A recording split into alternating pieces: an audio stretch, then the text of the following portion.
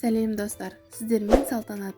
Бүгін сіздерге бауырдан жасалатын, ерекше дәмді, нәзік болып шығатын, кез келген дастарханның көркін ашатын бауыр тортының рецептісімен бөлісемін. Видеоны соңына дейін қарап, мені қолдап отырыңыздар.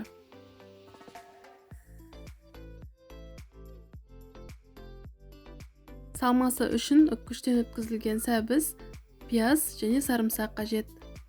Бауырды жуып, тазалап, пленкасынан ажыратып, блендердан өткізіп аламыз. Және 2 жұмыртқа, дәміне қарай тұз, електен өткізілген ас қасықпен 7 ас қасық ұн қостым. Мен осы кезде 3 ас қасық салдым. Қуыру барысында тағы 4 ас қасық ұн салдым. Бұрышын салып, жақсылап араластырамыз. Біздің массамыз құймақтың массасындай болып шығу керек. Пиязымыз қуырылып болған кезде сәбізді салып, сарымсақ, тұз салып, жақсылап қуырып аламыз. Тым қатты езіп қуырудың қажеті жоқ. Сәбіз бен сарымсақ жұмсарған кезде оттан аламыз. Мінекей, менің салмам дайын болды. Қызып тұрған табада бауырларымызды құймақ тәріздес етіп барлығын пісіріп аламыз.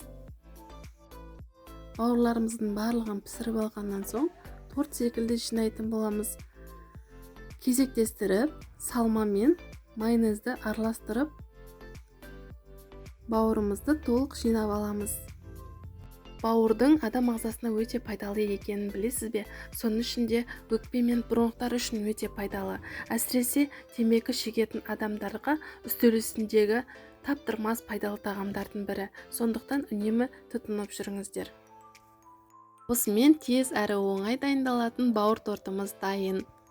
Бұл тағам өте пайдалы және кез келген дастарханыңыздың сәнін келтіреді. Рецепт ұнаса лайк басып, пікір қалдырыңыз. Лебіздеріңізді асыға күтемін. Мені қолдап, менімен бірге болғандарыңызға рахмет. Бұйырса алда көптеген рецепттермен бөлісемін. Жаңа видеоларымды жіберіп алмау үшін каналға тіркеліп, қоңырауша белгісін басып қойыңыздар.